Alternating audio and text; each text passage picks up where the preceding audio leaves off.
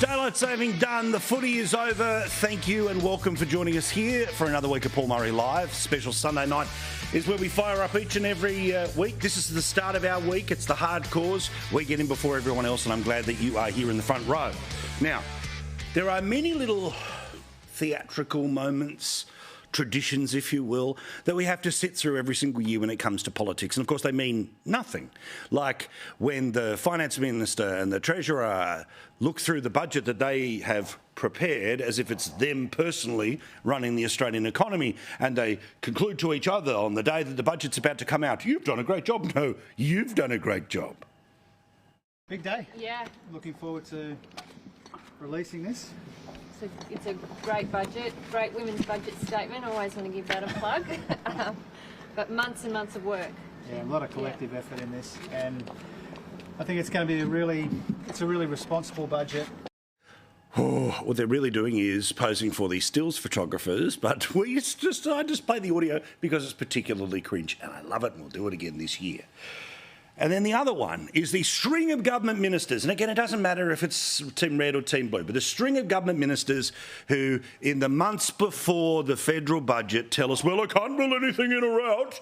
Well, I have to wait and see until the budget a little bit later, despite the fact it's their offices that, generally speaking, float ideas to the media, particularly on a Sunday, to see whether people blow up or whether they support the ideas, and on it goes. Every year. And this in part is because the government likes to basically get away with doing nothing, making no real decisions, major announcements, and they like to build up for months and months and months and months and months to this one night on a Tuesday in and around May, and everyone sits there at 7:30. Of course, no one in the real world sits there at 7:30, but you get my point. Sits there at 7:30 and listens to a speech that only tells us all the good stuff. And then, thankfully, lots of people tune into us. Hour and a half later, 9 o'clock on the East Coast. Thank goodness, daylight saving gone. Can I say it all at once? 9 o'clock. And we start to pull it all apart. We start to tell you the truth. Same as we were the only people who told you, remember last year, about the 10 million people who ended up getting a tax rise. Why am I starting with all of this on a Sunday night? No, I have not lost my mind. But specifically, I want to focus in on one minister who's playing this game, like they always do, in the lead up to a budget. This one is the frequent free flyer that is Richard Marles, the man who, of course, desperately needs, because of national security, to be dropped off closer to his house in a VIP jet than in Melbourne, where he'd have to sit in the back of a limousine for longer than he deserves. But he gave a speech while we were on the air towards the end of last week. We didn't find out about it until we were off the air last week. And he says that there are hard decisions that are needed inside the federal budget. Now, this in part is what he has to say about why it's so difficult, what his job is, and how he's just got nothing but sort of, stinky sandwiches to choose from. No good news, all bad news, but that's the responsibility placed upon a great and grand historic figure like himself. Whilst there are difficult decisions that you need to digest, at least there is a sense that what's happening is fair income and real. Okay. Now, I get it. In any portfolio, there are tough decisions. Do we fund this? Do we not fund that? Do we increase taxes? Never. Nobody does. Or what are we going to do to pay for it? But let's actually talk about tough decisions and a federal budget, as opposed to the theatre that we get for the many weeks and months where the government is basically just trying to get us all to pay attention to their big announcements about what they're planning to do for the next 12 months, but there's often big holes in all of it. Let's actually have a real conversation about tough decisions when it comes to the federal budget. Now, if Richard Marles is making tough decisions about what they do and don't fund, it's for 6% of the federal budget. Because according to the federal budget from last year, the single biggest area of expense was welfare at 36 and a bit %. There are no plans for tough decisions about that. In health at 15.6, education 7.1, general services were at 4.3, other is at 19, but still I don't know what that means. All other functions, so there's multiple ways they sort of hide the rest of the budget. But in terms of single ideas, defence 6%, social security and welfare 36%. So if we have this scenario where the Defence Minister, oh, geez, I've got all these tough decisions to make because I've got to save some money, you want to actually have a tough decision? Let's have a conversation about the money that people get from government. It's the largest percentage and real dollar than it has ever been. And they'll try and tell you that it's all to do with population, but our population does not grow by the size of the welfare budget. And they will say that's because of an ageing population. Well, guess what? When you actually are able to break down where your welfare dollar goes, it may surprise you about just how much and what the percentages are. Now, the Australian Institute of Health and Welfare, which is part of the federal government, worked out that the age pension in 2021-22, so I don't have numbers for 22, 23 or 23, 24, but this is the last numbers that we have, 41% of the 36% of the entire federal budget that is social security is for the age pension. But $18 billion of it is for the disability support pension, which is higher than the family tax benefit, which only ever works in your financial favour as a government when you're in a surplus, because as soon as you are in a deficit, all this stuff is baked into spending that you can't possibly get rid of. That's at $15.7 billion. Then there's the dole at basically $15 billion, and then there's the carer payments as well at about 7%. Where would you cut? What would you cut? How would you cut? Now, because of the politics, you try to move $1 out of the single biggest part of our federal budget, they'll be all hell to pay. And for obvious reasons. If you're reliant on the $1 that somebody would either try to save or change, well, then it's a change to your life during a cost of living crisis.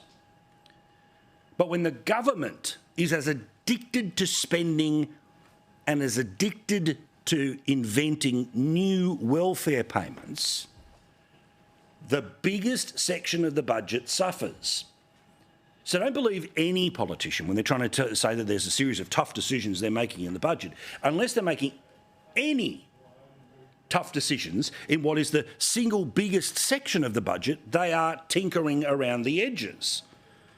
Now, unbelievably, 500,000 extra people are now on the welfare queues in the past couple of years, because according to the Centre for Independent Studies, the IPA, they've been able to work that out, that extra people are being added to the welfare bill each and every year. And Australia does not have enough money coming in to cover the money going out.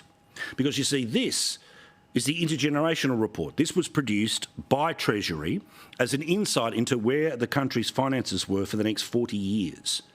Now, you can see everything that's inside that red rectangle. Well, it is south of a surplus. Now, they probably will get one this year. Again, a little bit of a hangover from what they got last year. But in terms of structural, what is built in as the way our federal budget works, is that for a generation, longer than a generation, there's all of those deficits which will be added to all of the previous deficits, which move us towards $1.4 trillion in debt. Now, this government likes to pretend that it was all about the previous government, when, of course, we all know that, yes, the previous government, on their watch, they racked up the best part of $1 trillion. Why? Because of the COVID payments.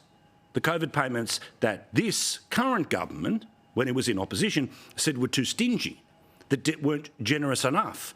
These were the people who said that we should buy an airline when Virgin got into trouble. These were the people who wanted JobKeeper to sort of keep going forever. And all of it, of course, ended up being borrowed money.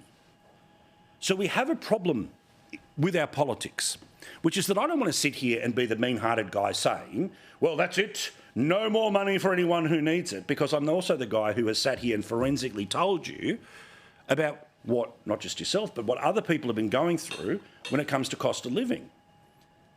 But when the budget is built on not enough money coming in, but guaranteed money going out, and that's the problem for the next 40 years, then you have to do one of two things. You have to increase the sources of revenue, which means taxation, And all of us will have our problems with that. Or you have to cut spending, which means in case of the biggest section of the budget, some people currently getting money would get less.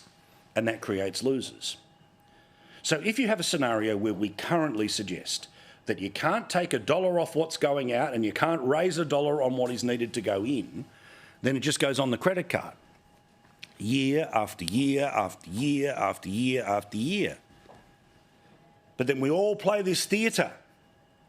Oh, tough decisions are being made in the budget right now. No tough decisions are being made. If it doesn't create any loser, then it's not a tough decision. It's basically moving $1 that you were spending here to $1 that you're going to spend there. Remember the scenario about the too little, too late tax cuts. It was the same amount of money, it just was moved around. So we have this conversation, we have this theatre that we're going to play all the time. I'm done with it. I want you to come on the journey with me in the lead up to this budget about not falling for the budget speculation. We'll talk about what's going on. I'll tell you when they're trying to load something up. But as always, we'll keep our eye on the ball about what they should be committed to, what they should be focused on, and what, of course, they are completely disinterested in, which is tough, real decisions.